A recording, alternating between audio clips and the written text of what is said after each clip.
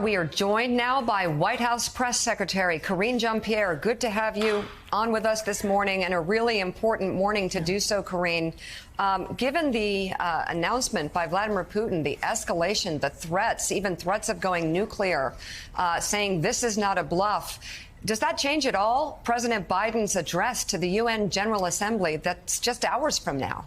So, Mika, thank you so much for having me. I don't want to get ahead of what the president will say later this morning around the 10 o'clock hour at the United General Assembly in just a few hours. But I'll say this. Russia talks about being threatened. And the only country that's being threatened is Ukraine. The only country that has been invaded is Ukraine. And what we're seeing now is what Russia is trying to do is they're trying to take territory away from Ukraine by using these sham referendums. This is something that, Mika, that we have been warning about. And to your point, they are doing this just ahead of leaders coming together for UNGA. And it is an affront to the UN charters. It is an affront to the UN principles. If you think about what they're trying to do, it is illegitimate as well. And it's all because Russia is losing ground on the battlefield. But what we are going to continue to do, and you will hear this from the president, and he's been consistent on this, is we're going to continue bring the country together with his leadership and continue to support Ukraine as they are fighting for their freedom. And we've seen their bravery of the last 6 months, and we're going to make sure that they have everything that they need to strengthen their hand on the battlefield as they move forward. So, Karine, the overnight message from Vladimir Putin had a number of parts to it. You mentioned the referendums there for the territorial expansion, the mobilization of potentially 300,000 reservists, and also his first threat in a while about nuclear weapons. And there is a fear that if that territory does become, quote, part of Russia due to the sham referendum, any sort of attack there could be used as a pretense to use, therefore, nuclear weapons. So what is the United States' message on simply that to Vladimir Putin about using those weapons of mass destruction? So the president has been really clear. He spoke to this on 60 Minutes just a couple of days ago, and he was asked this very question. And so he had said the consequences would be dangerous. But, you know, I'm not going to indulge Russia in the saber rattling. The president has been very clear about this. But again, like the president said, it would be very dangerous. And staying overseas, the president talked about the United States' policy towards Taiwan.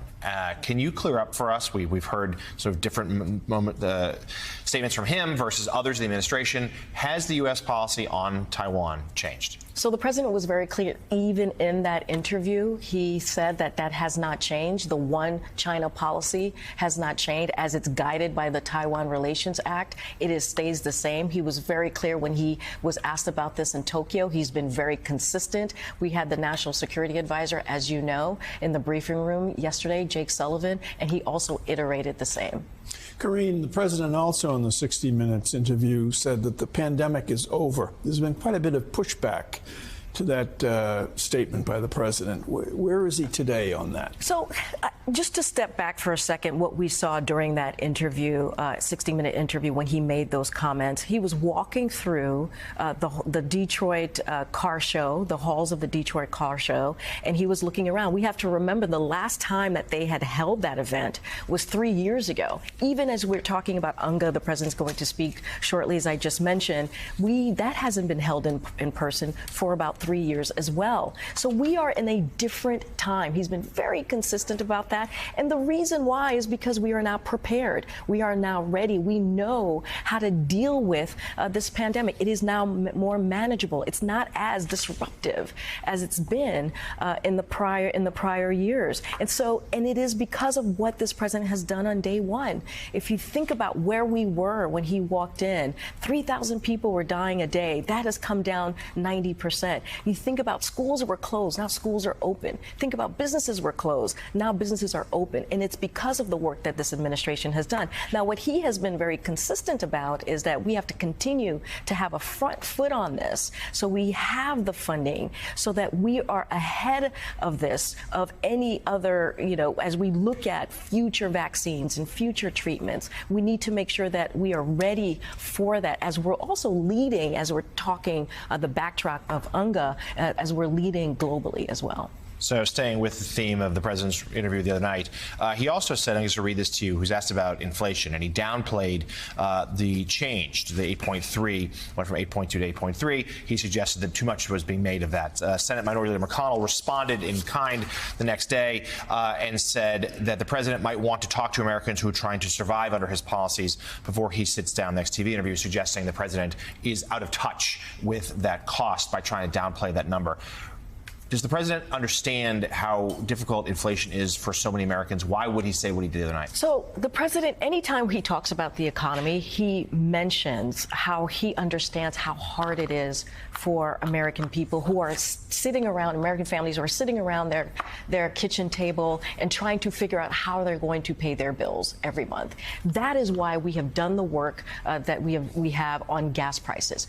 Every day this summer, gas prices has gone down because of the historic actions that this president took. It's gone down by more than $1.30 per gallon. And again, we understand how people are feeling. That's why, if you think about the Inflation Reduction Act, which, by the way, no Republican voted for, only Democrats voted for, which is part of the president's economic plan, that is going to lower costs on health care. That's going to lower cost on prescription drugs for our seniors who are paying thousands of dollars a month. Now it's going to be capped at $2,000. That is going to lower costs on energy if you think about what people are paying on energy. And as you know, Jonathan, because you follow the White House very closely, it is a historic amount that's going to truly fight climate change, right? As the president's about to speak to the assembly, we are leading as a country on the climate crisis, on the work that we have done because of the historic investments that we have made in this country. Again, part of the president's economic plan, you think about the bipartisan infrastructure legislation, you think about the American Rescue Plan, which has gotten us back where our economy is stronger than it's been in modern times. Yes, there's still a lot of work to do, but the president has always been very clear. We are never going to leave anybody behind. His economic plan is about lifting it from the bottom up, the middle out, and it has equity at the center so that we give people a little bit more of a breathing room.